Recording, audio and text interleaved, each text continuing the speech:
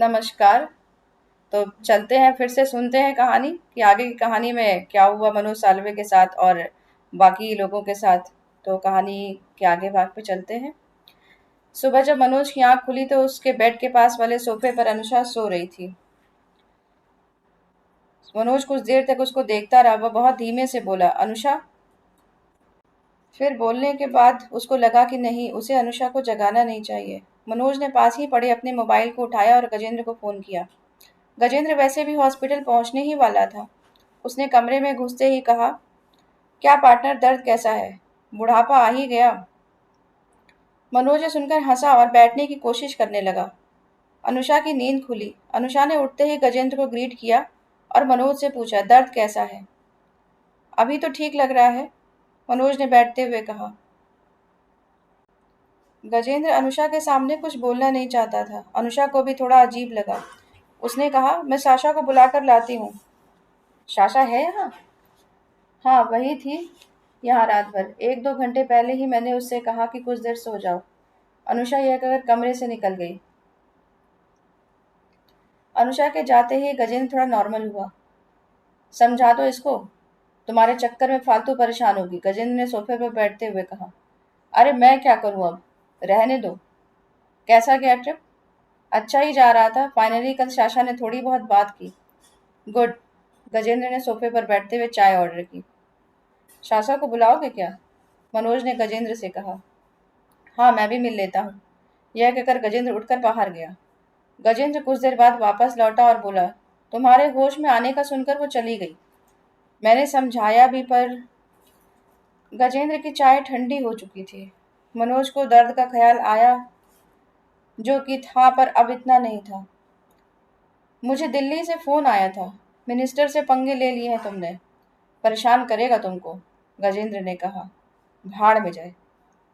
क्यों कर रहे हो, ऐसे भी इतना कुछ चल रहा है। तुम अकेले नहीं हो पार्टनर, कंपनी है, इतने सारे लोगों का फ्यूचर स्टेक पर है। हाँ तो डर जाऊं क्या? नहीं, लेकिन फिर भी ध्यान से, लाइमलाइट से बचो। गजेंद्र अभी कह ही रहा था कि मनोज के फोन पर दिल्ली से फोन आया। मनोज के दिल्ली वाले ऑफिस पर इनकम टैक्स की रेड पड़ गई थी। प्रिया की समंदर से दोस्ती अब गाढ़ी होती जा रही थी। ऐसा नहीं था कि वह पानी से अब बहुत कंफर्टेबल थी, लेकिन हाँ, रोज उसका डर एक कदम पीछे हटता जा रहा था। रोज की प्रैक्टिस के बाद दोनों साथ नाश्ता करते, फिर टहलते और डेविड के आगे बैच का टाइम हो जाता। डेविड के अगले बैच का टाइम हो गया होता। कभी कभी प्रिया डेविड के अगले बैच के समय भी उसके साथ रहती और नए लोगों को पानी से डरता देख अपने आप को याद करती। डेविड की उम्र भले ही प्रिया से कम थी, लेकिन वह कभी कभी बातें बहुत ही फिलोसफिकल किया करता था। यूं तो उम्र का फिलॉसफी से कोई लेना देना नहीं है, फिर भी डेविड साल में कुछ महीनों के लिए गोवा आता था। बाकी बचे हुए समय उसकी अपनी एक दुनिया थी। वह उस दुनिया को छोड़ना नहीं चाहता था। कई साल से इंडिया आते आते उसकी हिंदी में अब वैसा एक्सेंट नहीं रहा था। कई लोग उसको हिंदी बोलते देख हैरान भी होते थे। सुबह अपने स्टेशन के बाद 1 घंटे तक टहलना दिन भर में डेविड का सबसे फेवरेट समय हुआ करता। उस टहलने में कई बार ऐसा भी होता कि 10-15 मिनट तक दोनों कुछ नहीं बोलते। यूं टहलते हुए डेविड ने पूछा, शाम को मिले? मिलकर क्या करेंगे? बातें करेंगे, टहलेंगे, और क्या। अभी क्या कर रहे हैं? प्रिया ने डेविड को थोड़ा परेशान वाली टोन में कहा और मुस्कुराने लगी। शरारत वाली मुस्कुराहट की एक खास शक्ल होती है। प्रिया बिल्ली के बच्चे जैसे डेविड को देख रही थी, जैसे उसे पता हो कि बेचारा आगे जो भी बोलेगा उसे जवाब उल्टा ही देना है। शाम को मैं तुम्हारे लिए कुछ स्पेशल बनाऊंगा। डिनर एंड ड्रिंक्स बोलो, डेविड ने कहा। मैं कुछ स्पेशल बनाऊंगा? से प्रिया को याद आया कि जब उनकी नई नई शादी हुई थी तो हर रोज संडे मनोज कुछ न कुछ स्पेशल बनाने की कोशिश करता था। वो किताब खोलकर पूछता, क्या खाएंगी queen Priya? Indian, Chinese, Portuguese? बस आप नाम लीजिए मैडम, बंदा अभी वो हाजिर करता है। हालांकि मनोज कोशिश पूरी करता, पर किताब में लिखी हुई चीज से कुछ अलग ही बन जाता। उस अलग बने हुए में भी एक स्वाद होता। स्वाद केवल अच्छी बनी हुई चीजों में नहीं होता, समय का भी एक स्वाद होता है जो केवल समय बीतने के बाद ही आता है। कुछ लोगों को याद करने से दिन का स्वाद बदल जाता है। कड़वाहट उसी स्वाद के नीचे छुपी होती है। रखे हुए दिन अपना स्वाद छोड़कर उड़ जाते हैं और आने वाले दिन स्वाद की अलग अलग शक्ल के ख्याल के साथ आते हैं। प्रिया को ठीक ठाक याद नहीं आ रहा था कि वो कौन सा संडे था जब मनोज ने कुछ स्पेशल बनाना छोड़ा और प्रिया को वो स्वाद आना बंद हो गया। डेविड की आवाज से प्रिया का ध्यान टूटा। इंडियन, चाइनीज, पोर्टुगीज, आप जो बोलिएगा वो। प्रिया ने कुछ सेकंड सोचा और कहा, किसी और दिन पक्का, आज कुछ काम है। डेविड पूछ सकता था कि क्या काम है, आज क्यों नहीं, पर वह समझदार था, उसने पूछा नहीं। प्रिया इस बात से बेखबर थी कि मनोज के पैर में चोट लगी है या फिर मनोज के दिल्ली वाले ऑफिस में इनकम टैक्स का छापा पड़ा है। डेविड ने प्रिया का समंदर वाला डर तो कम कर दिया था, लेकिन वह खुद प्रिया की लाइफ में एक नया समंदर होना चाहता था। वो समंदर जिसका डर प्रिया पहले ही दूर कर चुकी थी। वे लोग जो हमारे अंदर का एक डर दूर करते हैं, अनजाने में वही नए डर लेकर आते हैं। प्रिया के घर लौटने का समय हो चुका था। डेविड की अगली क्लास का टाइम हो चुका था। रास्ते में एक इंडियन, चाइनीज, पोर्टुगीज रेस्तरां अभी खुलने की तैयारी कर रहा था। मीडिया में अभी तक यही खबर चल रही थी कि मनोज साल्वे के ऑफिस में पड़ी रेड और करोड़ों की टैक्स चोरी का अंदेशा। ये खबर हर चैनल पर अलग अलग तरीके से चल रही थी। कुछ लोगों ने अपने हिसाब से मनोज को चोर बेईमान सब बना दिया। कुछ हेडलाइन इतनी बुरी थी कि मनोज को भी हंसी आ गई। डिग्री चोर बना टैक्स चोर। प्रिया को घर पहुंचने पर खबर मिली। उसने मनोज को फोन किया। इससे पहले कि प्रिया अपनी घबराहट जाहिर करती, मनोज बोला, सब ठीक है, कुछ नहीं हुआ है। फिर ये न्यूज़? कुछ नहीं है, गजेंद्र ने अपने सोर्स से पता किया है, रेड में कुछ भी नहीं मिला है। तुम्हारे कॉलेज जाते ही कुछ न कुछ हो रहा है। प्रिया, मनोज अभी समझा ही रहा था कि गजेंद्र ने फोन हाथ में लिया।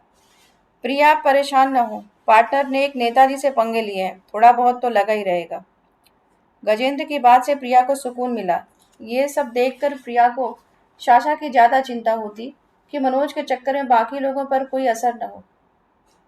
आप कैसे हैं? गोवा आइए, प्रिया ने गजेंद्र से कहा। पक्का आएंगे, इस बार प्लान बना, हर बार रह गया। इतनी बार प्लान बना, हर बार रह गया, अब फुर्सत मिली है, पक्का आते हैं।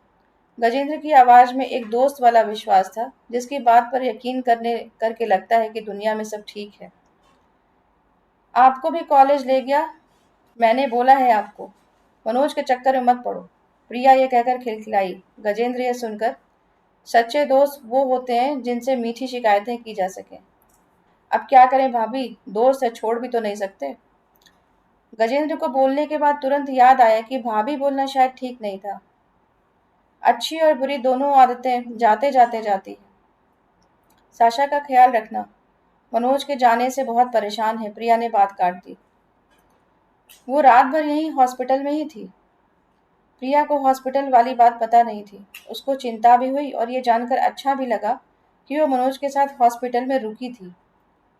प्रिया को मनोज, साशा और गजेंद्र का एक साथ पुणे में होना अच्छा लगा। प्रिया के फोन पर डेविड का मैसेज आया। एक बार फिर सोच लो, मेरी गर्लफ्रेंड कहती थी कि मैं दुनिया का सबसे अच्छा कुक हूँ। प्रिया मैसेज देखकर मुस्कुराई और जवाब दिया, ठीक है, फिर देखते हैं। डेविड का एक स्माइली आ गया। साशा कैंप में वापस आ चुकी थी। पिछले दिन की थकावट सभी को थी, फिर साशा तो कुछ ज्यादा थकी हुई थी। कैंप के पास ही एक नदी थी जहां पर बाबा बैठे हुए थे। चाहे जो भी हो चाहे जो भी हो जाए, मीता हमेशा रन या वॉक के लिए जाती थी। वह भी कुछ किलोमीटर भागने के बाद आकर नदी के पास बैठी हुई थी। उसने बाबा को वहां ध्यान मग्न देखा तो डिस्टर्ब करना ठीक नहीं समझा। कुछ देर बाद बाबा की नजर मीता पर गई। कॉलेज का कोई भी लड़का होता तो मीता को ग्रीट करता, लेकिन ये तो बाबा थे। अपने आप उठकर मीता के पास आकर बैठ गए। मीता अभी भी बहती हुई नदी में देख रही थी। लाइफ में मीता वैसे भी बाबा से कई कदम आगे थी। उसने बाबा के बैठते ही कहा, पवी। बाबा बोले, एक आप ही हैं जो पवी बोलती हैं, बाकी किसी की हिम्मत नहीं है। मीता ने मुस्कुराते हुए कहा, बाबा बोलूं? जो आपको ठीक लगे। बाबा हल्का सा शर्माए। तो बाबा क्या लगता है जीवन क्या है? मीता ने बहती हुई नदी की ओर देखते हुए पूछा। ये सवाल तो हमारा है। हम आपको यहाँ पर मीता कह सकते हैं? वो क्या है कि मैम बोलने का मन नहीं है। मीता मुस्कुराई। आप बाबा हैं, आप कुछ भी बोल सकते हैं। मीता भी सामान्य प्रिंसिपल जैसी नहीं थी। कॉलेज में कोई भी उसको मीता नाम से पुकार सकता था। हालांकि सब लिहाज में मैम बोलते थे। फिर क्या लगता है जीवन क्या है? सही बताएं, हमको तो नहीं पता। बैठ के बाकी लोगों के साथ किताबें पढ़कर टाइम पास कर लेते हैं, लेकिन सही में नहीं पता। कभी कभी साला बिना बात के रोना आ जाता है। बड़े से बड़े दुख जब आए तो रोना ही नहीं आया। कुछ समझ नहीं आता, बस एक बेचैनी है। ये बाबा बाबा सब ड्रामा है। मुझे कोई जान न जाए, शायद इसीलिए मैंने अपनी एक इमेज बना ली है। मैं सच में कौन हूँ, मुझे डर है कि कोई मुझे जान न जाए। मीता को एक हल्के फुल्के सवाल के इतने लंबे जवाब की उम्मीद नहीं थी। बाबा की आंखों में नदी का थोड़ा सा पानी आ गया था, या फिर कल रात का पानी अटका था, ये कहना मुश्किल था। मीता ने कोई जवाब नहीं दिया। बाबा पास पड़े कंकड़ में पानी डालते रहे। बाबा पास पड़े कंकड़ पानी में डालते रहे, जैसे अपने सवालों का नदी में तर्पण कर रहे हों।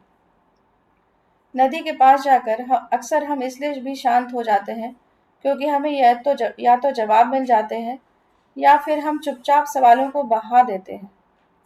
सवालों को बहा सकें ऐसी नदी जैसे लोग भी होते हैं, लेकिन मुश्किल से मिलते हैं।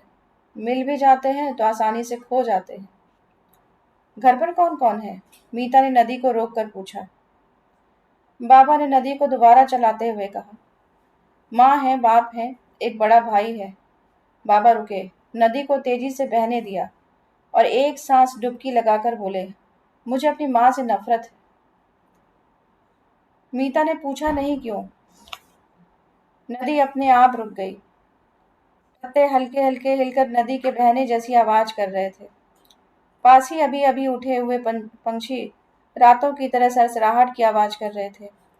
बाबा की आवाज आदमियों नहीं चिड़ियों जैसी हो गई थी। मीता की खामोशी बाबा के सिर को सहला रही थी। बाबा ने जोड़ा, मैं 5 साल का था तब माँ ने दूसरी शादी कर ली। एक दिन सुबह उठा और वो जा चुकी थी। मुझे वो संडे संडे मिलने आती।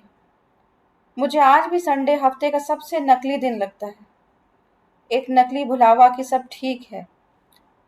मुझे डर है कि एक दिन मैं अपनी माँ जैसा बन जाऊंगा। मैंने किसी किताब में पढ़ा था, हम जिससे नफरत करते हैं धीरे धीरे उसके जैसे ही बन जाते हैं। बाबा ने अपना सिर अपने पैरों में छुपा लिया। आपको गुस्सा आता है? हाँ, बहुत। किस पर? अपने पति पर, कि वो मुझे अकेला छोड़कर कैसे जा सकता है। बाबा चाहते तो कह सकते थे कि आप बहुत स्ट्रांग हैं, बहुत बहादुर हैं, लेकिन बाबा ने इतनी किताबें पढ़ रखी थी कि वो ऐसी नकली बोरिंग बातें कभी नहीं करते थे। कभी कभी हमें सांत्वना केवल दूसरे के दुख से मिलती है। हम सभी कुछ न कुछ झेल रहे हैं, और यही इस दुनिया को रहने लायक बनाता है। इस दुनिया को दुख ने ही जोड़ कर रखा है, वरना उम्मीद पर दुनिया इतना लंबा नहीं टिक सकती थी। डेविड के रहने वाली जगह छोटी थी, लेकिन बहुत सुंदर थी। कमरे का एक हिस्सा समंदर के ठीक सामने खुलता था। डेविड ने टेबल कुर्सी ठीक समंदर के पास में रखी थी। टेबल पर एक मोमबत्ती जल रही थी। कुर्सी पर बैठने पर समंदर का पानी बार बार पैरों को हल्के से थपकी देकर आ और जा रहा था। प्रिया ने हल्का सा मेकअप किया हुआ था। उसने लाल रंग की ड्रेस पहनी थी। अपने साथ वह कुछ फूल लेकर आई थी।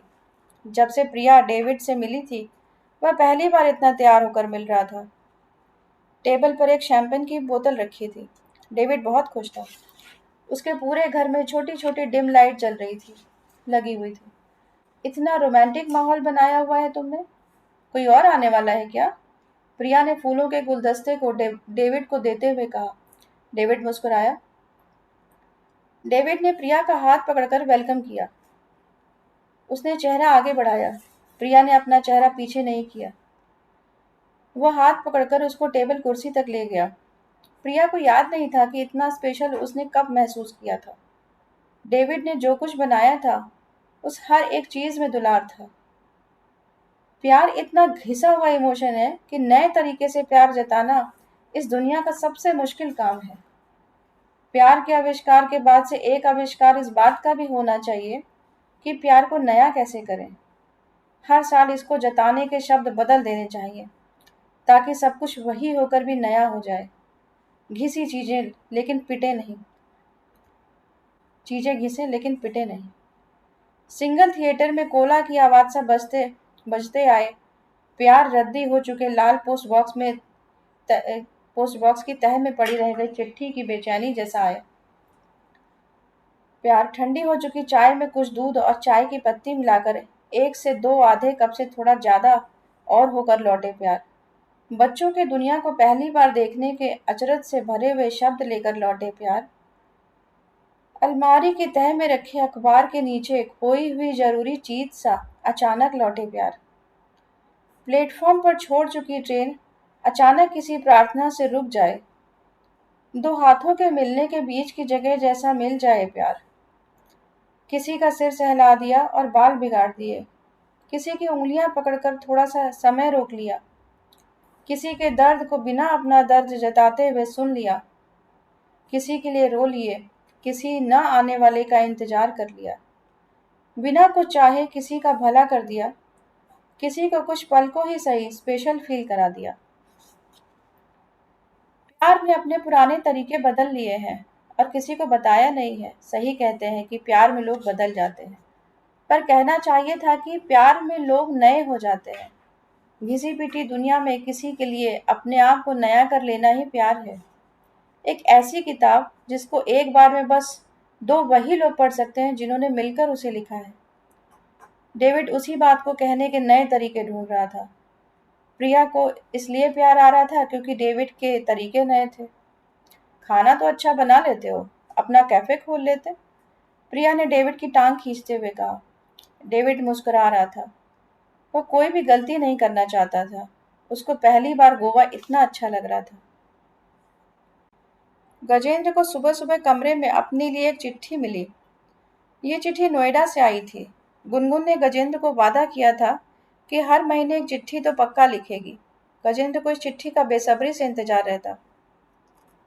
डियर चाचा, मैंने अपनी बेस्ट फ्रेंड को बताया कि मेरे चाचा कॉलेज पढ़ने गए हैं।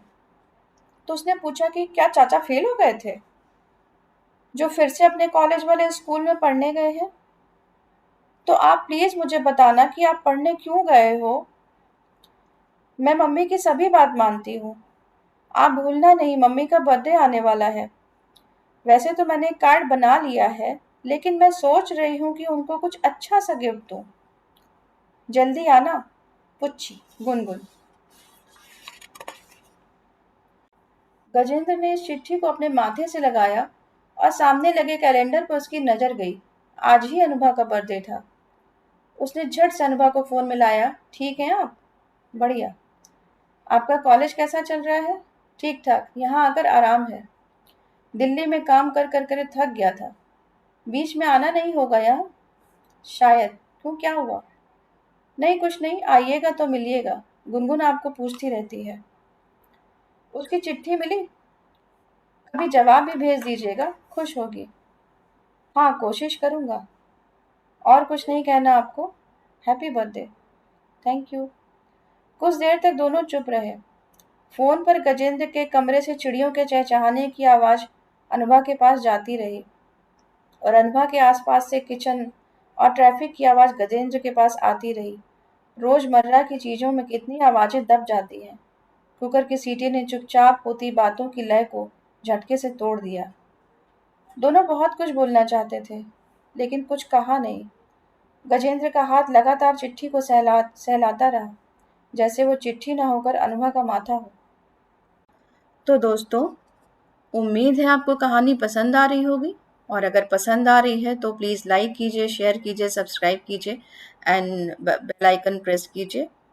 Thank you so much.